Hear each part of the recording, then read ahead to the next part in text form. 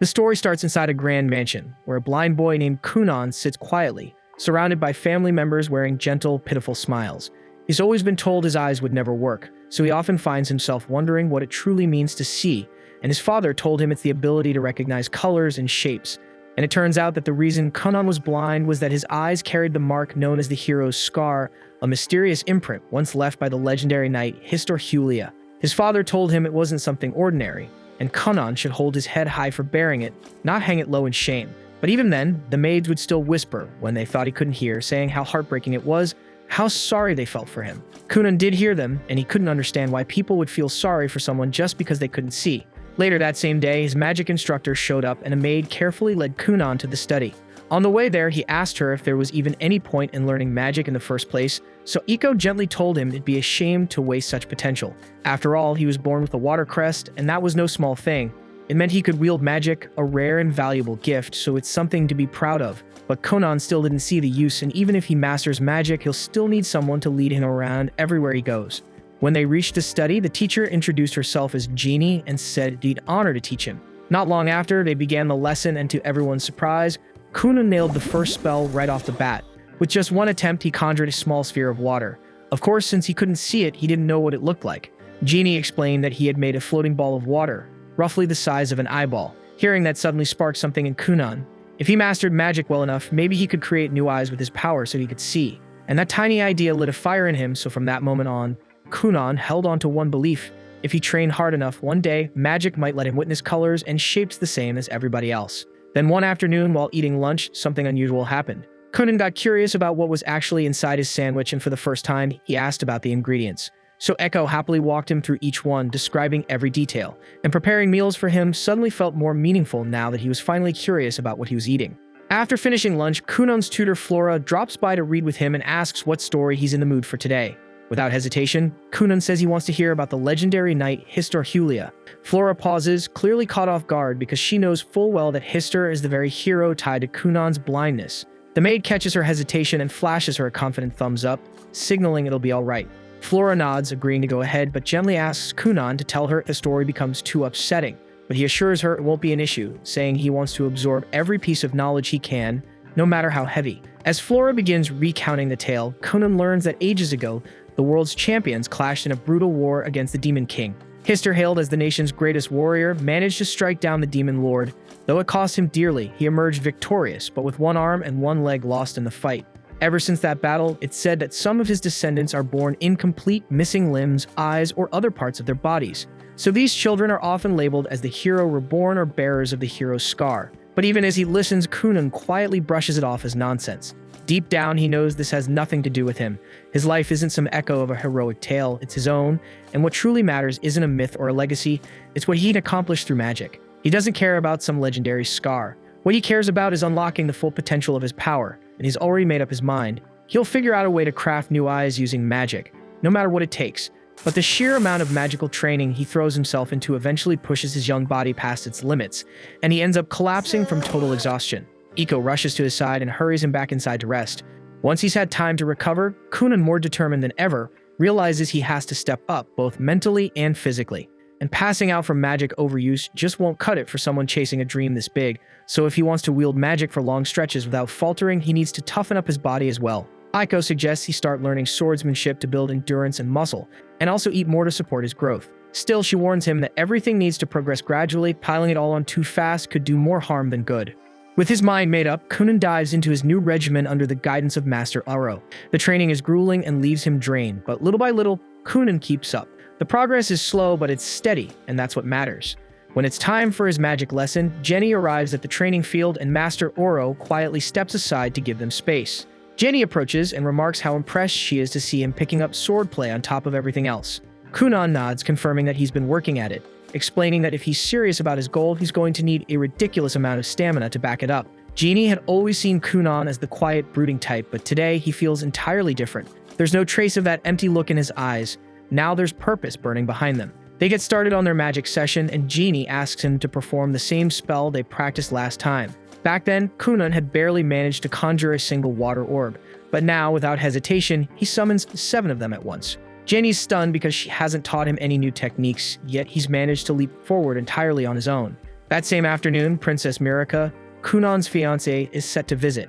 The idea of the meeting leaves her uneasy. Kunon's always been too withdrawn for her taste, and while she understands that this marriage is a matter of royal duty, the thought of being tied to someone so emotionally distant leaves her cold. But the moment she steps into the mansion, she notices something's changed. Kunon carries himself differently. He has a spark now, and their conversation flows in a way it never has before. He even shows off his progress in water magic, and to her surprise, she finds it genuinely fascinating. They spend the entire day together, and it turns out to be a surprisingly lovely time. On the carriage ride home, Mirika can't stop herself from blushing, her mind drifting back to the way he spoke, the way he smiled. And for the first time, she actually looks forward to seeing him again. As for Kunon, the encounter leaves him quietly reflecting. He realizes he's been overlooking Mirika all this time, taking her presence for granted.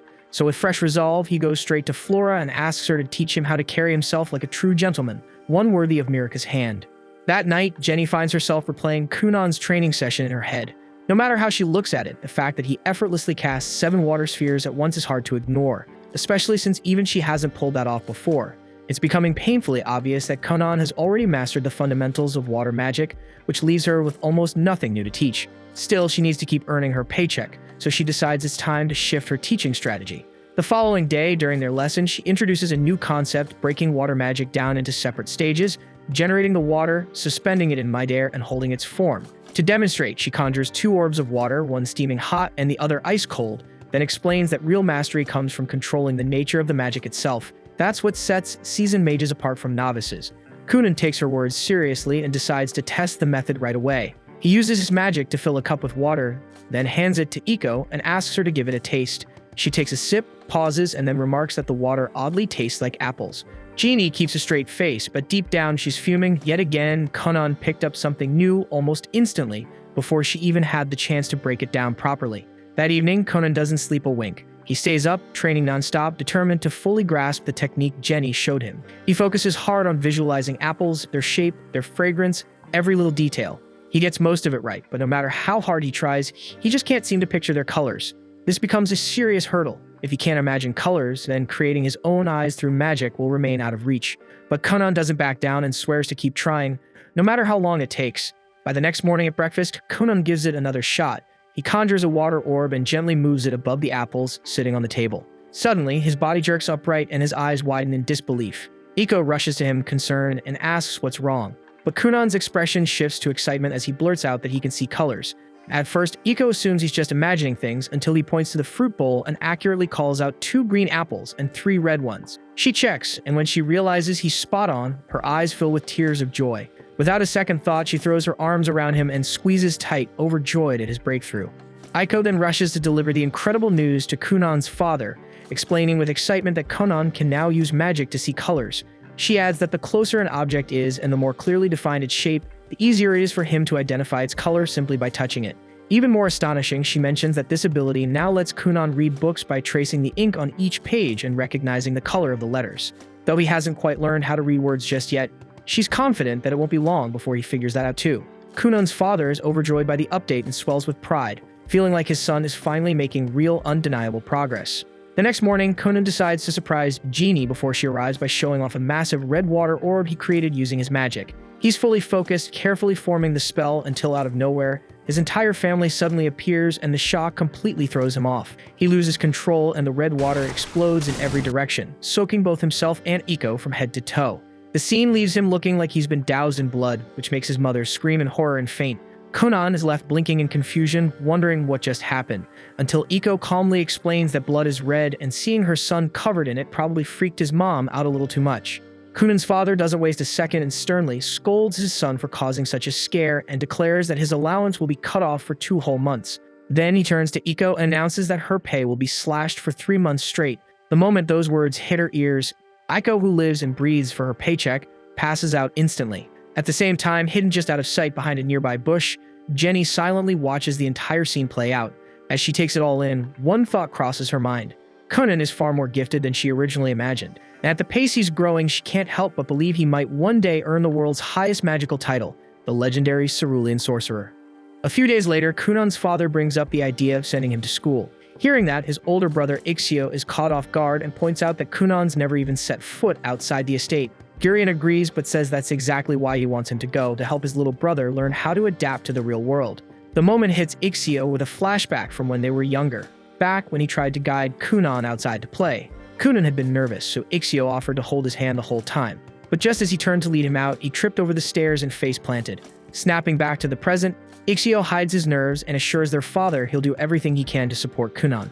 The following morning, Iko watches with amusement as Kunan plays around with a bowl of water. He explains that he enchanted the dish with magic and turned it into a fortune-teller's tool for fun. Iko jumps at the idea and asks him to use it to check if her long-lost youth is still alive. He grins and tells her she's still in her prime. Not done yet, she teases him by asking if he can tell her who her future husband will be. Kunan smirks and says that someone as gorgeous as her will never have a shortage of admirers. Flora watches the two bicker and banter and starts second-guessing whether it was smart to teach Kunan how to joke like that in the first place. Later, Flora starts a lesson with him, all while Kunan keeps cracking jokes like a pro. She wonders if he's headed down the path of becoming a shameless flirt, but deep down, she's just happy to see how much he's changed. His smile is brighter now, and his mood lighter. After the lesson wraps up, Iko takes him outside to meet his father. Feeling chilly, she asks him to conjure up some warm water balls. Kunan does so, but feels uneasy because he can't help but wonder why his dad would want to see him this late. Akko tells him not to worry since he hasn't done anything wrong, unless you count that blood explosion incident a while back. Kunan fires back that she's the one who talked him into it in the first place, but he admits it was kind of fun. Before long, they reach the main estate where the head butler, Balin, greets them. Not long after, Kunan's older brother shows up and leads the two toward their father's room. As they walk, his brother asks if Kunan needs a hand getting around. Kunan quickly shakes his head, reminding him he can sense his surroundings just fine now. His brother nods, though the memory of messing up last time still lingers in his mind. Shortly, they step into a room where both of Kunan's parents are already waiting. Once Kunan and his brother go inside, Iko and Balin stay outside the door. Then Gurion turns to Kunan and asks if he's open to the idea of attending a proper school. Kunan shuts it down immediately, saying he doesn't want to be a burden on others who'd have to look after him all the time. He adds that he's got something important he's working on at home and wonders if it's really that big of a deal not to go. Gurion explains that while it's normally mandatory for noble kids to attend school, he managed to get a special exemption from the Emperor so Kunan could stay home due to his condition. Kunan's not thrilled, he suspects favoritism and says as much, but Gurion waves it off and tells him to stay focused. He tries once more to get Kunan to change his mind about staying home, but Kunan dodges the subject and instead asks if he can get his allowance back. That sets Gurion off and the two of them dive straight into a heated back and forth. Thankfully, his wife steps in and reminds him why they're even having this talk. Regaining his composure, Gurion gets back on track and explains that this is about Mirika. He points out that any noble who skips their duties ends up shunned, and if she marries someone seen as uneducated, the backlash would fall on her too.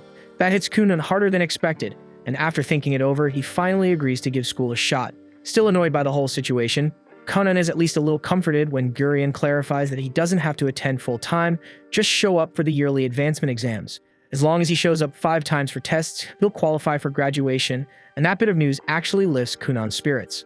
Ixio jumps in to remind Kunan that both he and Mirika are upperclassmen, so they'll help him settle in. His mom perks up, excited at the thought of getting her son's uniform ready. She calls Iko, and the two of them head out to get Kunan's measurements with Ixio trailing after them. Gurion stops him just before he can leave, warning that some nobles might give Kunan and Mirika a hard time at school. Ixio takes the hint and assures him he'll keep an eye out and support his brother as best he can. The following morning, Kunan tells Mirika he's decided to enroll. She lights up, clearly happy that they'll get to spend more time together. Kunan admits he's a little nervous about being in a brand new place, so she tells him not to worry, she'll make sure he's taken care of. He thanks her, but can't help thinking that they might stir up some drama with her fanboys.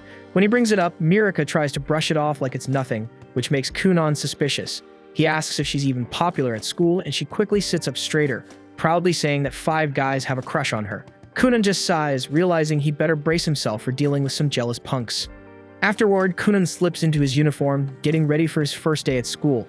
As he steps outside toward the carriage, Iko can't help but gush over how good he looks, and Kunan fires back with a smug joke about his irresistible charm before climbing into the carriage. But right before they set off, he casts a water-based spell to coat the wheels in a soft gel. After saying goodbye to his family, Kunan finally heads off toward the city. While they're on the road, Ixio notices how smoothly the carriage is gliding over the rough ground. Kunan explains that he created the spell to absorb all the bumps, pointing out that no one wants to deal with back pain just from a ride to school.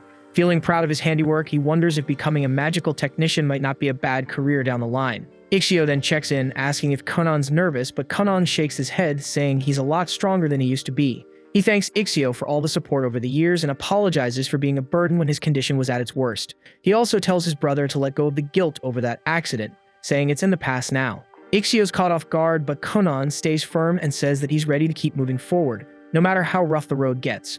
Ixio smiles, seeing just how far his little brother has come from those darker days. But then Konan suddenly takes it up a notch, boldly claiming that he'll live longer than the whole world just so he can enjoy life to the fullest. Ixio blinks, wondering if this new attitude has Iko's fingerprints all over it. As they approach the school gates, Ixio is once again impressed when Konan accurately senses the people nearby. Eventually, they arrive at the school entrance, and Konan steps out of the carriage. Mirika hurries up to greet him, only for Konan to start gushing about how beautiful she looks. She chuckles and throws his teasing right back at him, leaving Ixio watching in stunned silence. When Mirika turns to guide him inside, Konan doesn't move right away. She looks back, a little puzzled, but Konan is focused, listening closely to the dozens of voices echoing inside the building, though the noise feels a bit overwhelming for once he feels like he's ready for it. After taking a deep breath, he extends his hand toward Mirika and cheekily asks her to escort him like a dainty maiden. She laughs and agrees, taking his hand with a smile. In a quieter corner of the academy, Kunan's newly assigned tutor Cast kept glancing at the door, wondering why her new student was running late. She knew Kunan was the son of a marquis, and that thought alone made her doubt if someone as green as her was even qualified to teach him. Before she could spiral further, a bunch of girls nearby started squealing over a gorgeous newcomer. She turned to see what the fuss was about, and her jaw nearly dropped as Kunan casually strolled past with his fiancée clinging to his arm. Snapping out of it, Cass rushed to catch up and introduced herself as his instructor. Kunan, without skipping a beat, greeted her in an overly feminine tone, saying he was just playing the part of a graceful lady. Cass stood there frozen, completely thrown off, until the bell rang and spared her the awkwardness.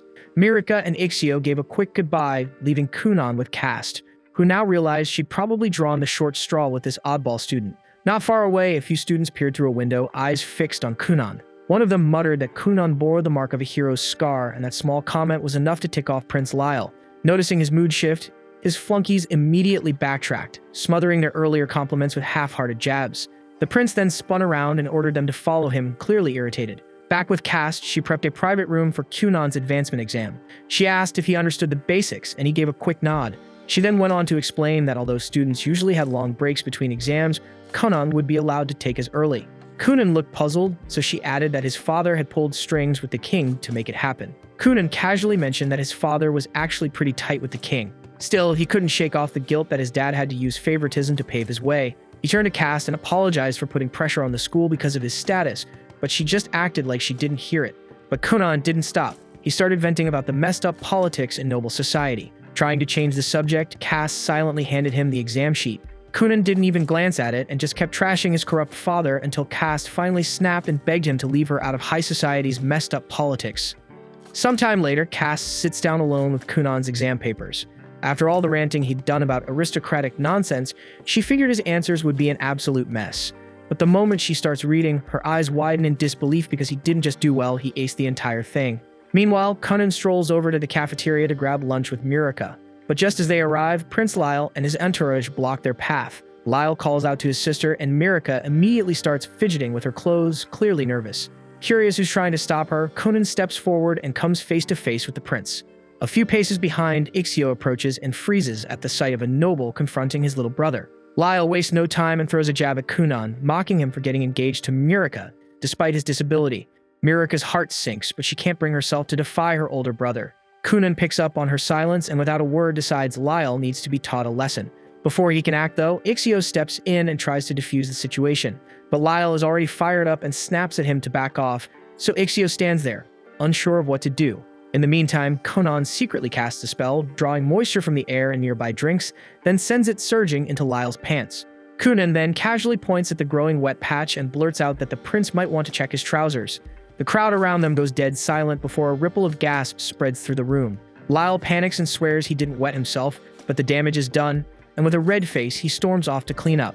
Ixio, already suspicious, turns to Kunan and asks if that little trick was his doing. Kunan just shrugs and feigns innocence, pretending he's just as clueless as everyone else. With the drama behind them, the three of them finally sit down for lunch.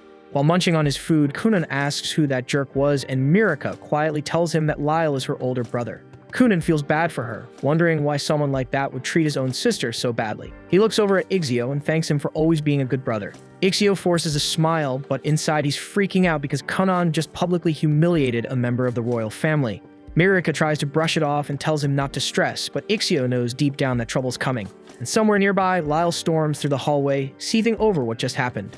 And while Kunan and his group were eating, the conversation quickly shifted to what happened earlier. Everyone's still puzzled over why Lyle confronted them so directly, not even bothering to hide how aggressively he was acting. Mirika chimes in first, guessing that Lyle's outburst was his way of trying to assert dominance over her. She reminds them that Lyle is the 6th prince, while she's only the 9th princess, meaning by default, she ranks beneath him in the royal line. But now that she's engaged to Kunan, things aren't that simple anymore. Kunan carries the legendary hero's scar and has already proven himself as a skilled sorcerer, so her position in the eyes of the nobility has shot up fast. And now that Kunan has officially stepped into high society, it's fair to say that both he and Mirika now outrank Lyle socially. Kunan scratches his head, admitting that all this royal hierarchy talk is way too confusing for him to wrap his head around. Mirika laughs and tells him that none of it really matters. What's important is that she's happy to be with him. That makes Kunan smile, and he says he's glad to hear it. Still, he suggests maybe he should go apologize to Lyle just to avoid unnecessary drama later. But the second he says it, both Mirika and Ixio jump in to shut him down, telling him absolutely not to even consider doing something that's stupid. Time flies by, and soon the day of Kunan's final exam rolls around. Before heading out, he fits in a quick training session with Jenny. During the practice, he summons a floating ball of water and then cleanly morphs it into a solid orb of ice shaped exactly like an apple. Jeannie raises her eyebrows, clearly impressed, and remarks on how much he's improved in such a short amount of time. That afternoon, Kunan arrives at the academy, mentally prepping himself for the final test. As he takes in the atmosphere, he can't help but feel a little fired up because this place really looks and feels like a proper school now. Professor Cass walks up to him and wishes him luck, though she adds with a grin that he probably won't even need it, considering how sharp his skills are now. Soon after, a group of students gathers and asks Mirika to introduce her fiancé. Taking the hint, Kunan politely steps forward and introduces himself as both Mirika's fiancé and Ixio's younger brother. With a warm smile and respectful tone, he greets the group, saying it's a pleasure to meet them. His words and manners leave a strong impression, and in no time, everyone around him starts to think Kunan might just be the definition of a true gentleman. Meanwhile, Lyle stands off to the side, gazing silently out the window, already plotting his next move. His scheming is cut short when a few students call out to him, telling him to hurry because the final exam's about to start. Lyle scoffs, replying with a smug tone that he'll show up whenever he damn well feels like it.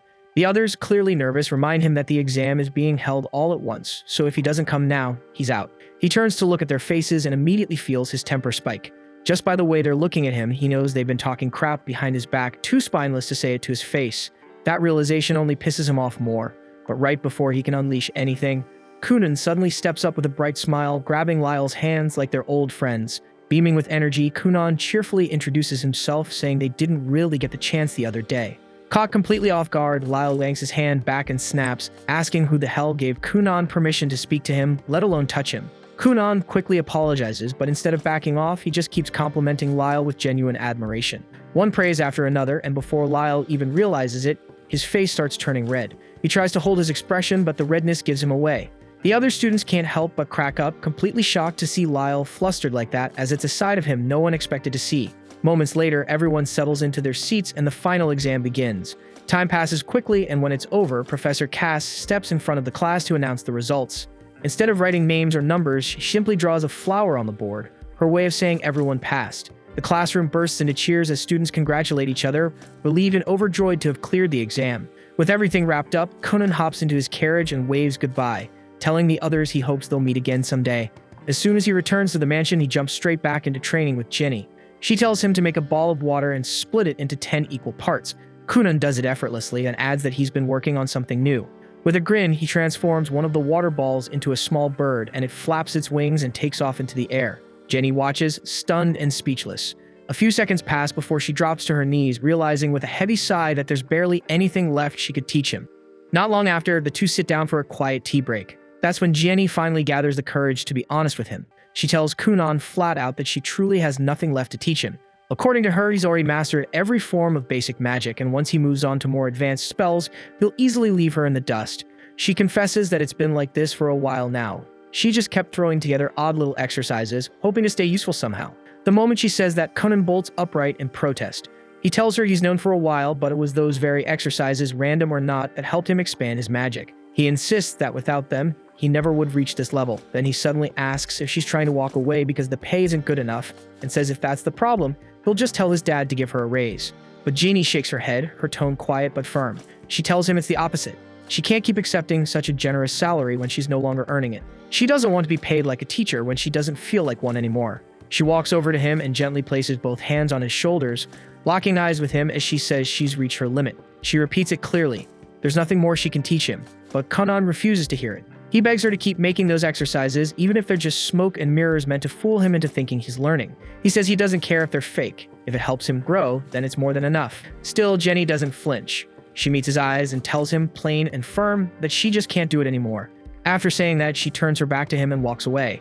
As she makes her way home, she thinks about everything Kunan has accomplished, the talent, the drive, the things she never imagined a kid could pull off. Then something sparks inside her. A fire she thought had long gone out suddenly ignites again. If Kunan can aim to become the cerulean sorcerer, then so can she. There's no way she's letting herself get left behind by her own student.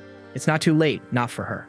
Back at the mansion, Iko informs Kunan that Flora has stepped down from her role as well, now that he's officially completed the Noble Children's curriculum and graduated. Her job, by all standards, is done. Kunan feels a little downhearted, realizing he never got the chance to properly say goodbye. But Iko explains that Flora didn't offer any farewells because she knew she wouldn't be able to hold back her tears. Hearing that, Kunan decides he'll write her a letter, something sincere to thank her for everything she did. That evening at dinner, Kunan brings up Jeannie's resignation to his father, Arsene Gurian. He explains how Jeannie felt unqualified to keep teaching him, believing that Kunan deserves someone far more gifted in magic to help him move forward. While they sit and think it over, Ixios suddenly recalls hearing about an elite royal sorcerer known as Zionli. The name instantly grabs Kunan's attention.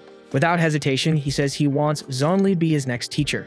But before the idea can even settle, Arsene cuts in and shuts it down immediately. He explains that requesting a royal sorcerer is next to impossible. Those mages operate directly under the crown and don't take private students. They're too important to leave the castle and almost never accept outside requests. But instead of backing down, Kunan starts cooking up a plan. He says he'll tag along during his father's next castle visit, pretend to get lost inside, and when one of the royal sorcerers shows up to help him, he'll somehow charm them into becoming his mentor. Arsene doesn't even let the idea breathe. He shuts it down on the spot, calling it reckless and flat-out dumb with a success rate that barely scraped 10%. He tells Kunan to forget it entirely, but before Kunan can argue back, his mother chimes in, flashing Arsene the classic puppy dog eyes. That's all it takes. Arsene folds instantly, groaning as he agrees to bring it up with the king and see what can be done. A few days later, a Grandmaster within the castle receives Kunan's formal request for royal tutelage. At first glance, the man barely gives it a second thought and is seconds away from tossing it aside. But the moment he notices the name Kunan Gurian, bearer of the hero's scar, he pauses, interest flickering in his eyes. A few days pass after that, and Kunan finally receives a summons from the royal palace to appear before the kingdom's royal sorcerer. He climbs into a carriage with his father, who looks genuinely pleased with how everything has played out. Kunan remarks that the bond between the king and his father must be incredibly strong if a request like this was accepted so quickly, but his father explains that the real reason for this meeting is that the court's head sorcerer took a serious interest in Kunan and his magic and personally wanted to see him. His father then asks what kind of spells Kunan can use at this stage, and Kunan immediately begins chanting before forming a small sphere of water, which soon transforms into a black cat that calmly settles on his lap. His father stares in disbelief, saying he never imagined magic could accomplish something like this, and reaches out to pet the tiny cat. He is shocked to find that it does not feel like magic or water at all, but exactly like any ordinary cat he might find wandering outside. Kunan explains that he only recently perfected its appearance, since before that he could only create animals that were completely transparent, though lately he has learned how to freely alter their color. His father happily plays with the cat for a while, prompting Kunan to ask if they should adopt a real one for their home. But like a typical father, he immediately shuts the idea down, insisting that cats would just make a mess around the house and that he would probably trip over one and injure himself. On top of that, he adds that Kunan's mother prefers dogs anyway, so the decision is not really up to him. Before long, they arrive at the capital and are welcomed by a silver-haired girl named Helga, the kingdom's second princess and Mirika's older sister. Kunan greets her cheerfully, saying he feels incredibly lucky to have someone as beautiful as her as his sister-in-law. His father briefly wonders if his son might be a bit too smooth for his own good, but decides to worry about that later. Helga smiles and says she has heard many stories about Kunan from her younger sister and would love to talk with him at length. She also notices the cat and asks if it needs any special food, but the moment Kunan's father sets it down on the ground, Kunan cancels the spell, and the cat melts back into nothing more than a small pool of water. Helga quickly realizes that Kunan is far more talented than she originally assumed. While his father looks genuinely disappointed about not getting the chance to name the cat, Helga offers to escort Kunan up to the Black Tower, as his father mentions that he plans to speak with the king for a bit before possibly heading home. Kunan tells him not to worry, saying that after visiting the Black Tower, he's thinking about meeting up with Mirika and maybe taking her out somewhere. His father tells him to enjoy himself and promises to have a carriage prepared whenever Kunan decides to return. Helga soon leads Kunan toward the Black Tower and casually asks whether he's fine walking on his own or if he needs any help. Kunan says he's completely fine, then immediately starts bombarding her with questions that leave her utterly confused, since every one of them is insanely complex when it comes to magic. She tells him that she can't possibly keep up with such a deep discussion while walking and instead asks if he knows how many children the current king has. Kunan admits he never really thought about it, so Helga explains that the king is an absolute powerhouse who has 7 princes and 10 princesses. She herself is the 2nd princess, while Mirika is the 9th. But what makes their kingdom especially unique is that the line of succession doesn't follow the usual rule where the eldest son automatically inherits the throne. Instead, they practice something known as a meritocracy, where every prince and princess is judged based on their abilities, talents, and dedication to their chosen path. Because of this system, even the youngest royal child has the same chance of claiming the throne as the oldest. Helga goes on to explain that she has already stepped away from her own claim by choosing the path of a mage, dedicating herself fully to refining her skills and becoming one of the country's greatest wizards. As they move through the corridors, Kunan suddenly feels an inexplicable pull toward a nearby window, where he stares absent-mindedly toward a dark tower in the distance, sensing countless different magical presences coming from it. Not long after, Helga shares something she considers extremely important, warning him that there is a real chance he could be dragged into the succession struggle for no good reason. She advises him not to align himself with any faction until he is absolutely certain of his stance, and cautions him to never say anything that could later be twisted and used against him to damage his reputation. In exchange for all that valuable advice, Kunan decides to return the favor by showing Helga a unique trick of his own. He freezes a thin film of water beneath his shoes, forming a slick layer of ice that lets him glide forward almost like he's skating. Helga instantly falls in love with the idea and excitedly tells him to try it on her too. Kunan quickly casts the spell again, and before long, the two of them are sliding through the corridors like a pair of reckless idiots, laughing as they go, while the guards scramble to chase them down since they can't risk Helga getting hurt. But sadly for the guards, Kunan and Helga are far faster than expected and manage to leave them behind. Their luck doesn't last long though, as a knight spots them and immediately gives pursuit. Kunan asks if they should stop, but Helga is having way too much fun and insists they can probably outrun him. That confidence turns out to be misplaced as the knight catches up to them and drags them outside into the garden, where they receive a proper scolding. Afterward, they are escorted toward the tower, where Kunan is finally introduced to Rondamund Actard, the kingdom's head sorcerer. Just standing before him makes Kunan feel small, and he realizes just how vast the world truly is. He had thought Helga's magic was impressive, but compared to Rondamund, it feels like she's on an entirely different scale altogether. Rondamund immediately asks if Kunan was born with a water crest, and Kunan confirms it, though he admits he doesn't really understand much about crests in general. Rondamund explains that there are 7 types of crests a mage can possess, each tied to a magical affinity such as fire, water, earth, wind, light, darkness, and foul. On top of that, each crest is ranked from 1 to 5 stars, making Kunan's 2-star crest a fairly common case. Helga adds that she herself is also a 2-star wind mage. Kunan quickly gets it, joking that he can feel the difference immediately, saying that he and Helga are like American processed cheese, while Rondamund is more like an artisanal wheel of aged Parmesan. Rondamund agrees that the comparison works well enough and then reveals that his own crest is actually 4-star. Right after that, he leads them down to the training grounds below and tells Kunan that he plans to test him a little to assess his magical ability. Kunan feels a bit nervous, wondering if passing this test might mean gaining a royal mage as a tutor, but he doesn't get much time to dwell on it, as Rondamund immediately calls over an older student who also serves as a royal mage and instructs him to display his water magic.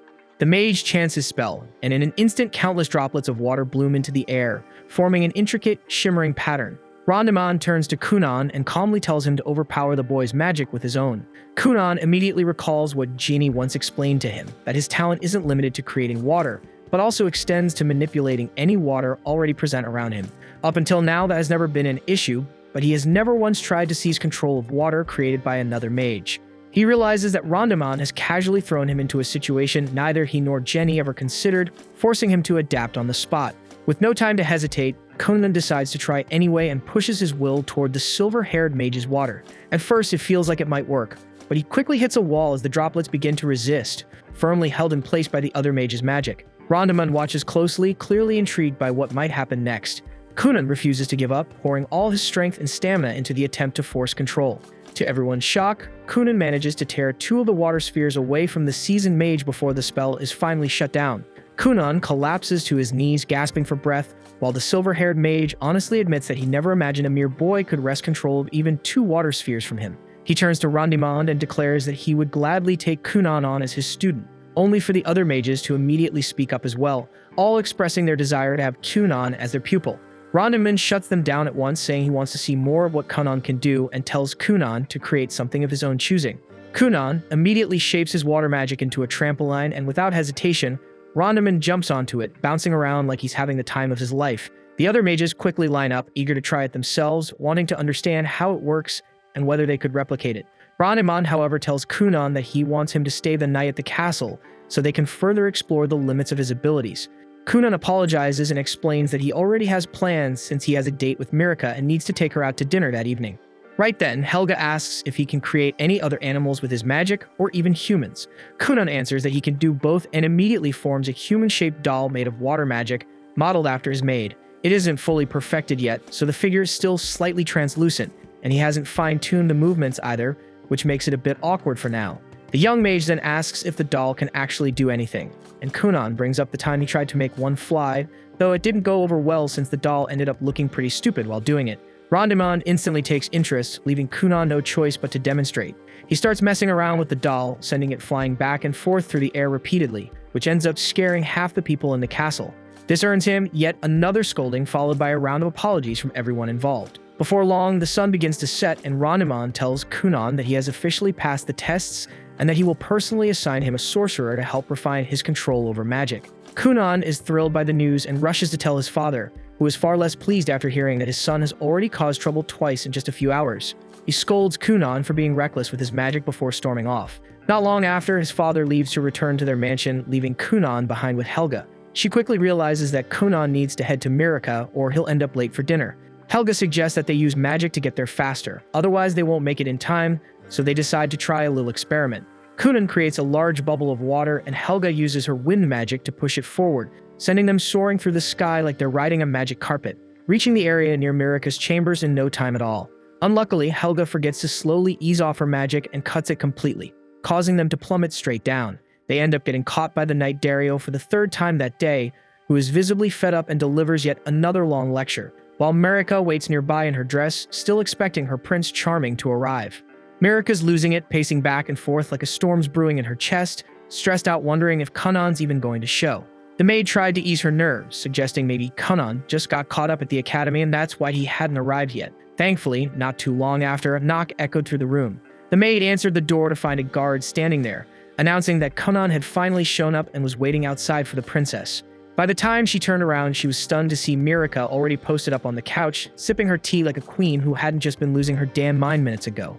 Before the maid could even open her mouth, Mirika had already slipped out the door, power-walking her way straight to her fiancé. She spotted Kunan waiting at the bottom of the stairs, where he immediately apologized for showing up late, then hit her with some smooth talk, saying the moon looks stunning tonight despite being blind as hell. He reached for her hand, which she gave with a soft smile, and just like that, he led her to his ride and whisked her off to a high-end restaurant. Once they stepped inside the place, the staff wasted no time offering them some overpriced sparkling water, fancy stuff only people with actual money would entertain. Not that it mattered, because these two weren't exactly scraping coins. As they settled in and started sipping, Mirika's maid quietly observed Kunan's polished posture and the way he carried himself, pure noble vibes. Mirika broke the silence first, asking if he'd had time to swing by the Black Tower today.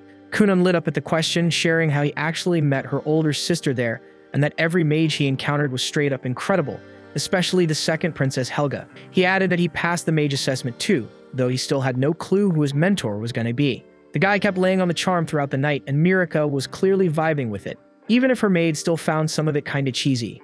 But hey, young love's messy like that, so whatever. After dinner, Kunan hit her with something bold. He gently held her arm and told her that while this kind of dinner might only happen once in a while for now, but after they got married, he'd make sure every damn night felt just like this.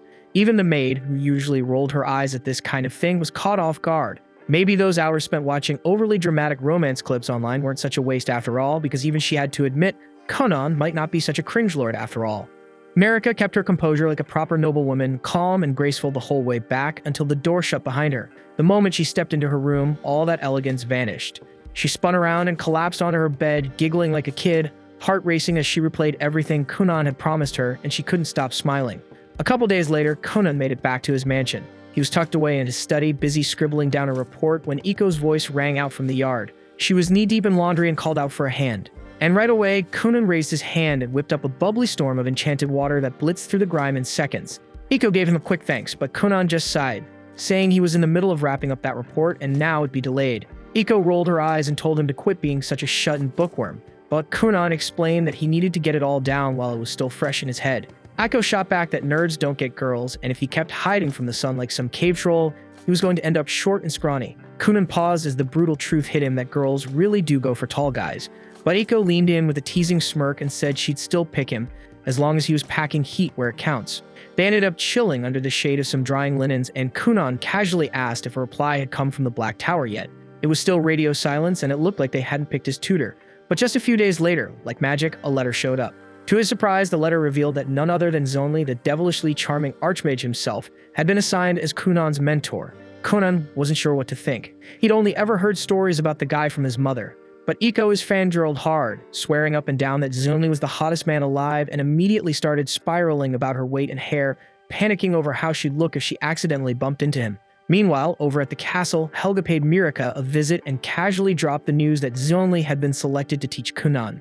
Mirika lit up with excitement, thrilled that Kunan would be learning under the best of the best. Helga, on the other hand, let out a sigh and admitted that she had secretly wanted the job. Kunan was way more fun than most students, and teaching him would have been a blast. While walking through the corridor, Mirika catches sight of her two older sisters, Avril and Lydalia, standing there with smug smirks plastered on their faces. She halts instantly like a deer in headlights, but luckily Helga's right by her side, which helps her keep it together. But Eve just has to open her mouth, pretending she's concerned while clearly trying to stir shit, throwing a jab about how everyone's been buzzing about Kunan lately. Then she drops the bomb, saying they're not even married yet, just engaged, so Kunan technically still has the freedom to fall for any other princess he fancies. That jab hits Mirika right where it hurts, making her visibly uncomfortable. But Helga doesn't let it slide, and she claps back without hesitation, calling both sisters washed-up F-tier nobodies, saying even if Kunan had working eyes, he still wouldn't waste a glance on them. That shuts them up real quick, their cheeks burning red with rage before they storm off, snapping that Helga should stop acting like a thug and try acting like a proper princess for once, especially since she's already been written up by a knight 3 times. Back at Kunan's estate, he's sipping on tea with Iko, his mind drifting as he tries to picture what his new teacher might be like. Meanwhile, Iko's off in her own world, blushing hard just thinking about Zonli and how she'll finally get to see him in person. Out of nowhere, a carriage pulls up outside. Mirika steps out first, catching Kunan completely off guard with her surprise visit, but he doesn't waste a second before turning on the charm, laying it on thick about how he needs mental prep to handle being near someone so beautiful. What he doesn't realize is that Zonli is still sitting inside the carriage, silently listening to every cringeworthy line, wondering what kind of mess he just got himself dragged into. Kunan, of course, is still going off, even making weird comments about how Mirika probably changed her soap. Eventually, Zonli's had enough and steps out of the carriage. Kunan freezes and instantly picks up on the overwhelming shift in presence and knows without a doubt that this man is Zonli. Echo, meanwhile, is having a silent meltdown, but Kunan's too focused on the pressure rolling off Zonli like a storm cloud. His magical aura alone is enough to rattle anyone, and Kunan instantly knows that this guy isn't just strong. He's on a whole different level, leagues beyond any mage Kunan met at the Black Tower, and he might even be stronger than the Grandmaster himself. Mirika notices the look on Kunan's face and asks him if something's wrong, but he brushes her off and steps forward to greet Zonli, introducing himself properly. Zonli casually shrugs and says he couldn't care less, making it clear he has zero patience for bratty kids. Akko, meanwhile, is baffled how a mage can be this damn rude, yet somehow that bookworm brain of hers finds it kinda attractive. Zonli doesn't sugarcoat it. He flat out says he never asked for this babysitting gig and that the Grandmaster basically dumped it on him. Kunan, unfazed, just shrugs it off and says they're all stuck playing along with the rules of politics and seniority, so what choice do they have? Dario takes that moment to introduce himself properly as Mirika's personal guard, while Kunan gives him a quick apology for all the chaos he stirred up earlier. They eventually gather for some tea, but Zonli's clearly not thrilled, especially with how Mirika and Kunan keep tossing flirty remarks back and forth. Their back and forth gets so cheesy he finally cuts in, tells them to cool it, and reminds them he's here to talk magic, not listen to some corny teen drama. With a smirk, he decides to mess with Kunan a bit and throws out a question and asks if the kid knows anything about compound magic. Kunan calmly answers that it's an advanced technique where the caster merges multiple spells into one. Zonli then pushes further, wanting to know how many spells he can juggle at once. But the answer that comes next catches him way off guard. Kunan tells him he can pull off 31 spells at once, and sometimes push it to 32, though he admits it gets shaky there. Xianli actually perks up at that and admits even he can't go beyond 50 spells, which blows Kunan's mind since he didn't think anyone could hit that number. Xianli asks him how the hell he broke through the 20-spell ceiling. Most people hit a wall there. Kunan just shrugs again and says he stacked a bunch of spells together like building blocks, one on top of the other. Xianli can't help but be impressed because he didn't expect someone to figure out that kind of technique on their own. It suddenly makes sense why so many other mages were pissed that he got the chance to tutor Kunan while they were left out, even though they were the ones who welcomed him to the Black Tower. Back then, Xianli didn't get what the fuss was about. Sure, they said Kunan was promising, but even they probably didn't realize just how much of a freakishly rare talent he really is. Xianli finally starts giving a damn and stands up from his chair, telling Kunan to prove he's not all bark and no bite because he's not about to waste his time on a kid who can't back up his big talk. Then, without blinking, he tells Kunan to grovel and beg him to become his tutor. Mirika instantly thinks there's no way in hell Kunan would ever lower himself like that, only to be proven hilariously wrong as Kunan folds instantly, calling Xianli the greatest sorcerer alive, going on about how amazing he smells, and even joking that a straight guy like him could totally fall for a dangerously hot mage like Xianli. Xianli, creep the hell out, tells him to cool it and zip it before things get any weirder. Then to test the little freak, he raises his hand and casts a spell, and suddenly a thick wall of dirt rises up from the ground. He tells Kunan to destroy it if he can, using whatever tricks he's got. But just before Kunan makes a move, Xianli casually throws in a request and says he wants to try out that waterbed he keeps hearing about. Without missing a beat, Kunan casts a spell and summons a floating bed made of water. Xianli says he'll supervise from there, takes a seat, and the moment he touches it, his eyes go wide. Before he knows it, the man gets sucked into a dreamy nap, knocked out cold by the ridiculous softness. While Xianli's passed out in waterbed heaven, Kunan checks out the wall and immediately senses what's going on. The thing looks basic, but there's a thick layer of powerful enchantments underneath, making it damn near unbreakable. Turns out Xianli had stacked more than 40 layers of magic on top of each other, but Kunan doesn't panic. Instead, he calmly sits down next to the princess and pours her a cup of tea. He figures they'll just chill until the guy wakes up, only then will he bother breaking it. 2 hours crawl by before Xianli finally wakes up, rubbing his eyes as the sun dips below the horizon. He looks around, sees his wall still standing, and asks if Kunan gave up. Kunan just sips his tea and tells him he was waiting. And now that he's awake, it's time. The boy walks up to the wall and uses a spell, releasing a stream of soapy water that gently eats away at the dirt. Slowly but surely, the wall melts down. Xianli watches, grinning, realizing Kunan didn't try to brute force it like most idiots would. Instead, he picked the clever route, and that moment seals it. Xianli officially takes him in as a student and tells him to be ready. Starting tomorrow, they'll be diving headfirst into every experiment he's got lined up. The following morning, Xianli shows up once again with Princess Mirika in tow, immediately announcing Kunan as the luckiest kid alive for getting the honor of learning under the kingdom's top-tier mage. Kunan, already an expert at brown-nosing, dives right in, gushing that he's without a doubt the luckiest person ever to be mentored by the most ridiculously handsome man in the entire realm. Xianli cracks a smirk, clearly pleased, and warns him that today's session won't be a walk in the park, so he better not expect any mercy. Kunan throws himself into a full-on soap opera performance, clutching his head dramatically and whining that if Xianli went easy on him, he'd assume the love was gone. Xianli gives him a side-eye, slightly creeped out by the clingy little weirdo, tells him to chill the hell out and drags him inside. But the second they step into the room, Kunan's buzz crashes. Turns out today's lesson is just copying Xianli's chicken scratch memos into clean, legible documents. Kunan instantly realizes what's happening. Xianli's just dumping his paperwork on him out of sheer laziness. Kunan was all hyped to dive into cool new spells, and now he's stuck playing secretary. Still, he knows there's no getting out of it, so he sucks it up and agrees. Xianli then waves the rest of the gang off, claiming the papers are top-secret national intel that only he's allowed to see. Kunan turns to Mirika, apologizes for the delay, and promises to be back with her as soon as he's done. Mirika gives him a smile and heads out with the others. Once they're gone, Xianli casually tells Kunan to recreate that waterbed he whipped up yesterday. Kunan casts the spell with ease, forming a soft, warm water mattress. Without a word, Xianli flops onto it and knocks out instantly, snoring like he's clocked out from life, and Kunan sighs and gets to work. Meanwhile, outside in the gazebo, Mirika pulls Iko aside and quietly confides that she's been secretly training with a sword the past few days, but swears her to keep Kunan in the dark. Iko's taken aback since it's pretty rare for a princess to pick up swordsmanship, but she nods and agrees to stay silent. Shortly after, Mirika suits up, grabs her wooden sword, and steps out onto the practice grounds to spar with Dario. It's obvious she's still green, but she's picking things up fast, driven by a fierce desire to improve. She's determined to become someone worthy of standing beside Kunan. She knows he carries the hero's mark, meaning fame and glory are basically guaranteed for him. So if she wants people to see them as equals, she'll need to earn her place with skill and strength of her own. Back upstairs, Kunan's still hunched over the ancient parchments, trying to make sense of the cryptic mess. The handwriting is so atrocious it's nearly impossible to tell if he's looking at letters or some deranged attempt at a diagram. While he's in the middle of wrestling with one especially indecipherable memo, Zonli finally stirs from his nap, looking fully recharged. He glances over at Kunan and asks how far along he's gotten. Kunan replies that he's about halfway through, but instead of getting a pat on the back, Zonli fires off a jab saying even a blind guy could work faster than him. Kunan fires right back, saying anyone would go blind trying to read that garbage. He says Zionli's handwriting is so bad, even a mud-covered worm smeared across the page would look more legible. Zionli scowls and tells him not to insult his masterful script by comparing it to lowly insects, but Kunan just shrugs and warns that he's definitely sending an invoice for all the unpaid labor he's been stuck with. Zionli tells him not to get cocky, that this is part of his training. Kunan looks confused until Zionli explains that reading from a book gives temporary knowledge, the kind that fades over time. But when your brain struggles to interpret something and your hands physically write it down, the info sticks deeper. It becomes knowledge that's harder to lose.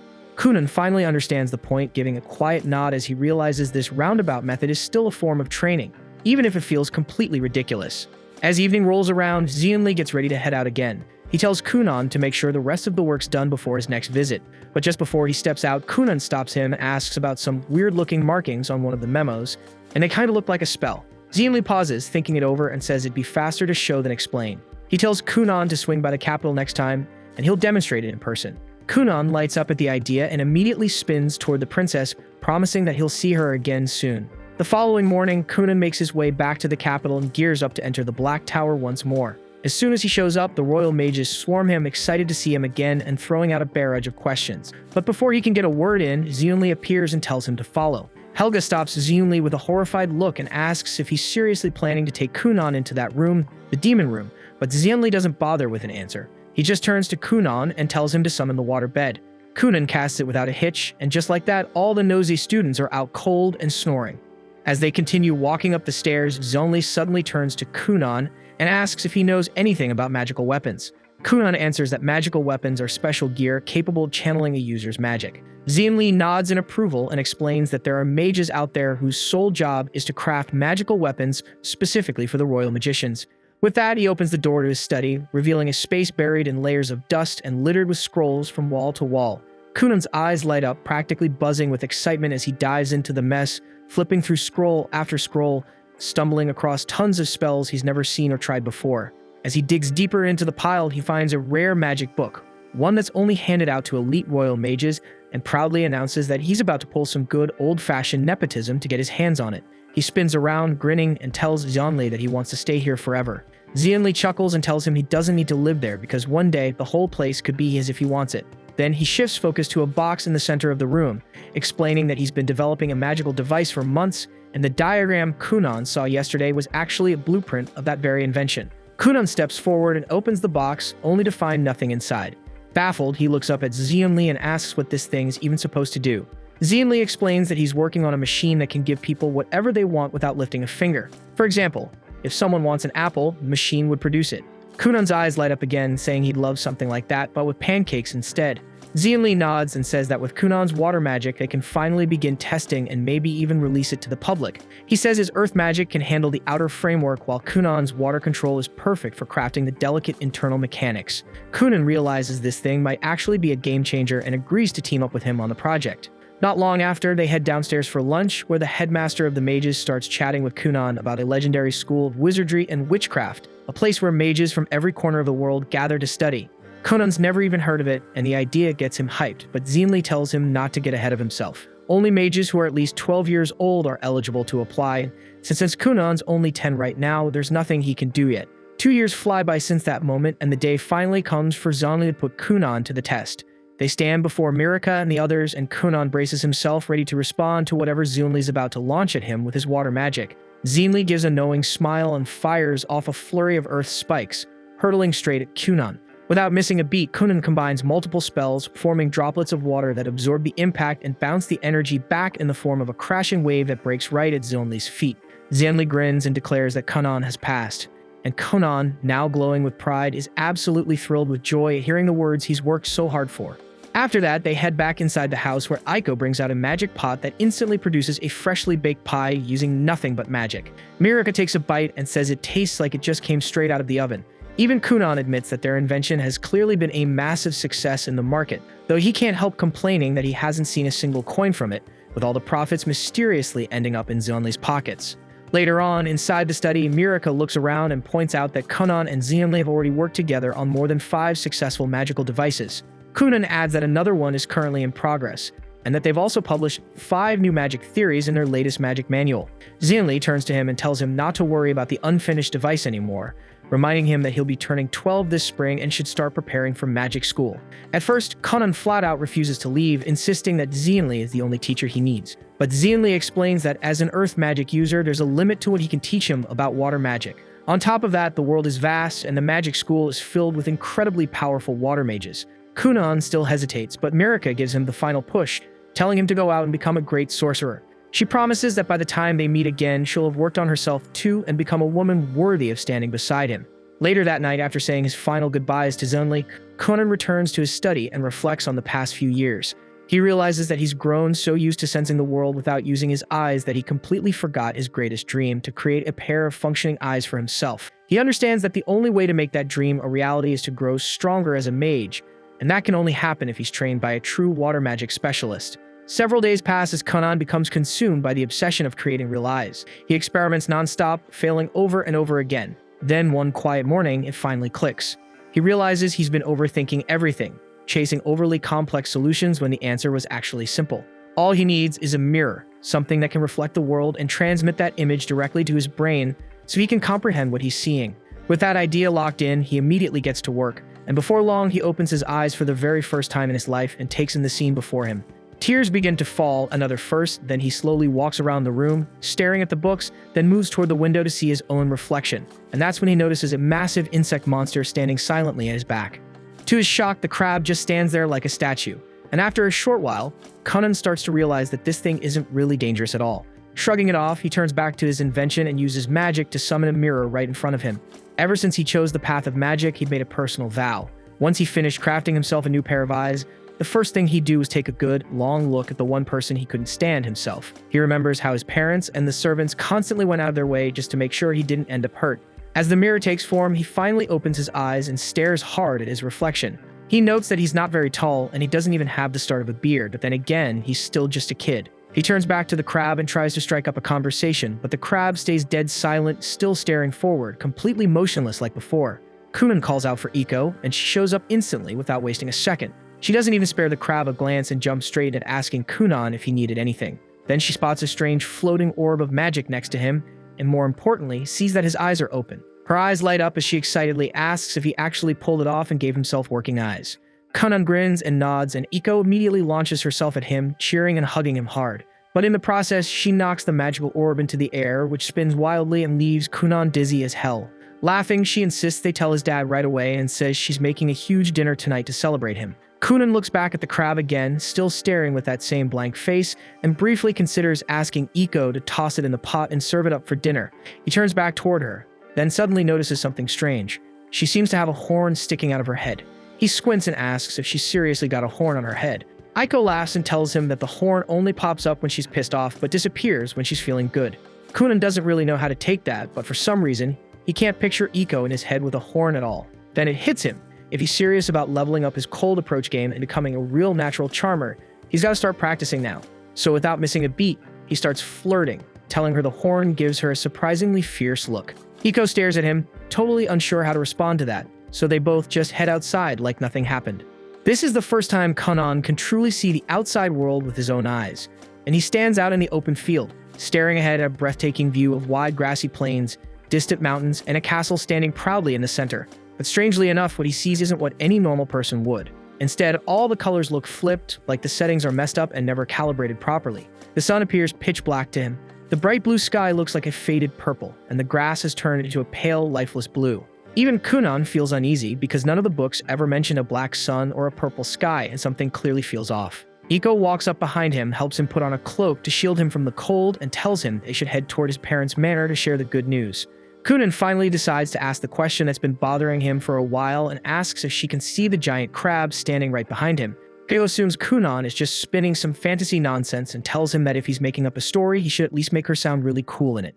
Kunan quickly realizes there's no point arguing with this woman, so they keep walking across the meadow, crab included, toward his father's manor. He knows the experiment was a huge success since he can see the world now. Still, something keeps scratching at the back of his mind, making him feel like something went wrong during the process and that he shouldn't be seeing some of the things he is. Once inside the manor, he finally sees his brother for real this time, and his mother and brother are both overwhelmed with happiness when they hear that he can finally see. His mother breaks into tears, smiling as she looks at him, while his brother praises him for accomplishing something no one has ever managed to do before. Kunan, however, can't really focus on all this emotional nonsense, because what he sees is wild. His brother has a stunning pair of wings, looking like he just walked out of a pride parade. Meanwhile, his mother's eyes are two completely different colors. Kunan thinks they both look cool as hell and wonders why nobody ever mentioned any of this to him before. He tells his mother she looks like a heroine straight out of a princess play, and admits that even his brother looks ridiculously cool too. He turns to his brother and bluntly asks if their parents are some kind of discount angels. But like everyone else in this family, his brother treats direct questions like a personal attack and shrugs, saying he doesn't really know. Kunan then turns to Iko and asks if people in this world can actually grow wings, only for her to dive into an overcomplicated explanation that answers everything except the question. She tells Kunan that everyone is born with wings and he's just now unlocked his by reaching his full potential. At that moment, Kunan realizes he's completely surrounded by lunatics, while he decides that the crab, the horn, the weird eyes, and the random feathers are all hallucinations, stuff only he can see, which clearly means something's messed up. Suddenly, he hears his father running into the room and wonders what kind of absurdity he'll see this time, and sure enough, his dad looks like he walked straight out of a messy game show punishment. His father joyfully congratulates him on the achievement and says he'll be sending word to the capital right away about Kunan's success. Everyone eventually clears out, leaving just Kunan and his brother behind. Kunan figures this is his shot to get some real answers and casually asks if their dad's always been such a dripping slimeball. His brother instantly tells him to shut it, warning that if their father ever heard such brutally honest words, he'd probably start bawling on the spot. Kunan just sits and smirks, thinking how the combined weirdness of this family could power a broken desk lamp. He decides it's best to save all serious questions for someone with a functioning brain like his teacher. The following day, his prayers are answered. A royal carriage rolls in from the capital, carrying Princess Sir Dario and Zenli himself. Kunan rushes down to greet Mirika and welcomes her to the manor with open arms. Mirika is practically glowing with joy, thrilled that Kunan can finally see again. She praises him for accomplishing something no one else ever has, but Kunan still keeps his eyes shut tight, terrified that his future wife might look like a bug-eyed disaster. Mirika gently tells him to open his eyes, wanting him to see her for who she truly is. Kunan slowly opens his eyes and looks at her properly. He notices her dignified posture, her beautiful blonde hair gleaming in the sunlight like countless strands of gold, and her smile, soft and composed in a way that feels almost unreal. Just when he starts thinking that at least his fiancée doesn't have anything strange going on, he spots a single feather resting right on top of her head. He lets out a tired sigh at this absolute nonsense, but Mirika misunderstands it completely and starts feeling insecure, thinking he didn't like what he saw. Kunan immediately switches on his natural charmer instincts and reassures her, comparing her to a dove's feather drifting freely through the sky. Right then, Dario steps out of the carriage and casually adds that this dove has been improving rapidly with the sword, and at this point she's more of a hawk than a dove. Kunan then notices a stunning ethereal sword resting on Dario's back and instantly asks about it. Dario, however, assumes he's talking about his regular weapon and starts rambling about the steel, how it was forged in fire, and how he once saw the process himself. Kunan quickly realizes that the glowing sword isn't real at all, and that his eyes are just messing with him again. Suddenly, he hears Zonli's voice behind him and looks up, only to be blinded by an overwhelming golden light pouring off him, so bright that he can't make out anything through the glare. Kunan shields his eyes and asks if he's really the teacher, saying he can't see a damn thing because of how bright he is. Zenli assumes Kunan is just flattering him and replies proudly that he's always radiant, overflowing with brilliance. Kunan has no idea how to get these self-absorbed idiots to understand what he's actually saying. Still covering his eyes, he tells Zonli that he needs to talk to him in private and manages to drag him into a separate room, where he finally explains everything he's been seeing. Zenli just bursts out laughing at how ridiculous it sounds, unable to believe that Kunan sees Mirika as a girl with a random quill sticking out of her head. Kunan snaps back, telling him not to brush this off because he definitely doesn't want to marry Mirika while he's stuck walking around with a giant crab at his side and his future wife has a feather on her head for no reason at all. Zenli starts thinking about why Kunan's seeing the world in colors that don't match reality. After a moment, he narrows it down to two possible explanations. One, Kunan might have unlocked the ability to perceive the shape of a person's soul. which would mean that the crab is a direct manifestation of his own. And the second is that Kunan could be dealing with a serious case of magic sickness, which is messing with his vision and making him hallucinate. Xianli recalls a time when he passed through a forest so saturated with magical energy that it made him violently ill. He felt drunk, disoriented, and started seeing bizarre creatures floating around him. Kunan immediately feels like that matches his experience pretty closely, but Xianli tells him they simply don't have enough information to say which theory is correct. Then, as a final thought, Xianli mentions that every animal perceives the world in different colors, which doesn't mean their vision is broken. He tells Kunan to think of his own sight as a rare gift, not a problem. By the time they step back outside, the sun is already setting.